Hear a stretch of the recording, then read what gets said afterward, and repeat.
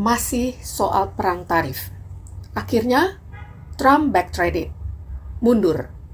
Dia menunda pemberlakuan tarif selama 90 hari untuk semua negara kecuali satu, yaitu Cina.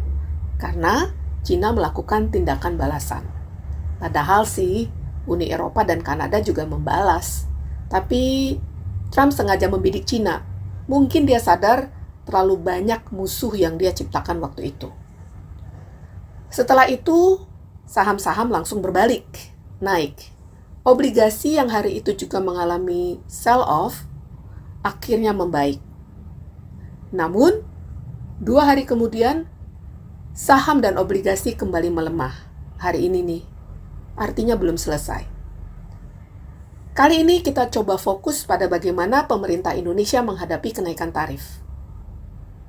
Kalian sudah lihat belum video dari Perdana Menteri Singapura dan Malaysia? Coba deh, bandingkan dengan tanggapan pemerintah Indonesia. Jauh ya bedanya. Tanggapan negara tetangga kita menunjukkan adanya pemahaman soal tarif.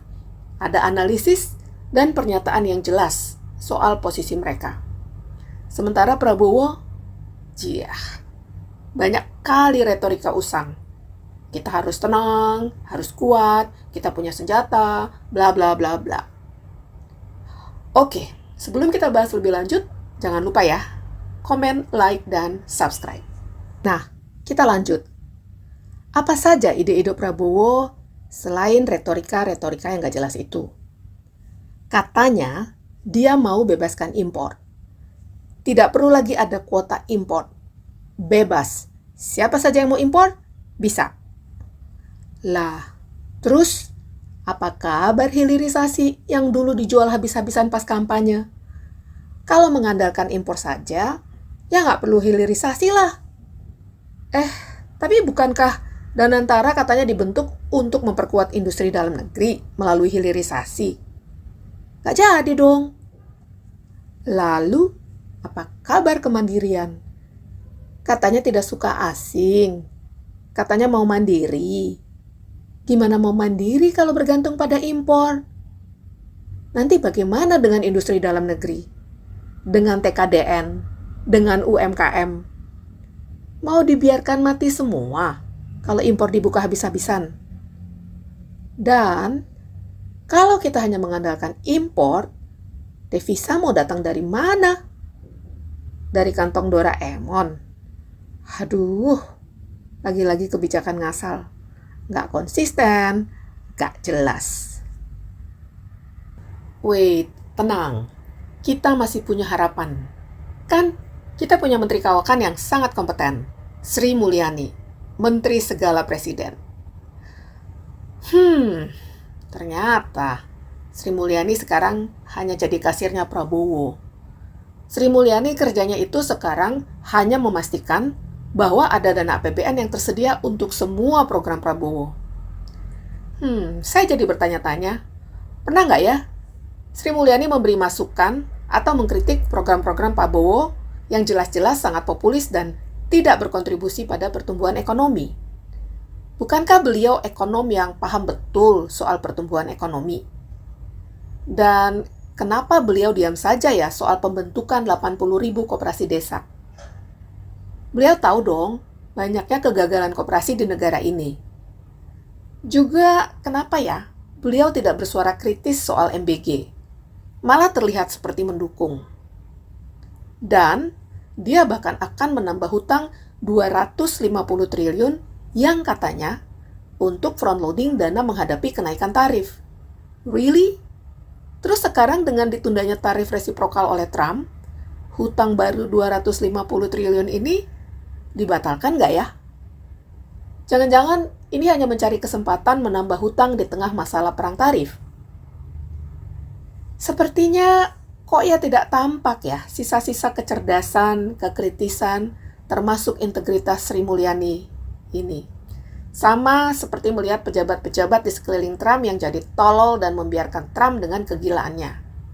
Mengecewakan. Dulu banyak loh yang mengagumi beliau, mengagumi Sri Mulyani. What had happened to her? Has she sold her soul? Punah sudah harapan adanya orang yang kompeten di kabinet Prabowo. Jangan-jangan si ibu ini sedang tersandera ya? Atau sudah keenakan jadi pejabat? Entahlah. Tapi ada loh yang bilang trade war ini bisa berdampak positif bagi Indonesia. Cie, so anti mainstream nih ya. Hahaha. Itu loh si Opung Luhut. Kok bisa positif? Katanya dia, jika Indonesia bisa menarik investasi dengan terjadinya relokasi perusahaan global ke Indonesia akibat perang tarif ini, perekonomian Indonesia bisa tumbuh 0,8%. Caranya melalui perbaikan iklim investasi. Hoi, speechless gue. Hei Opung, tanpa trade war saja, Indonesia kalah bersaing dengan Vietnam dan Thailand untuk menarik investasi asing.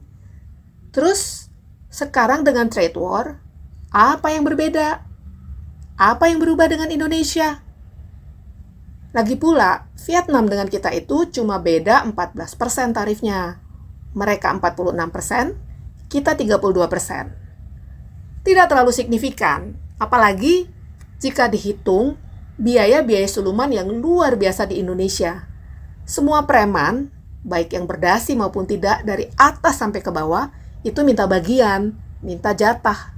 Siapa coba yang mau ke sini? Asbun bener nih si Opung. Oke. Trade war masih terus berlanjut. China dan US masih berbalas-balasan. Dan Indonesia masih gelagapan. Memang, semua negara sedang mengukur dan menilai dampaknya. Tapi, kalau melihat tanggapan pemerintah Indonesia beberapa hari terakhir ini, kalian yakin gak sih dengan kapasitas pemerintah kita mengatasi krisis akibat trade war ini? Yakin gak?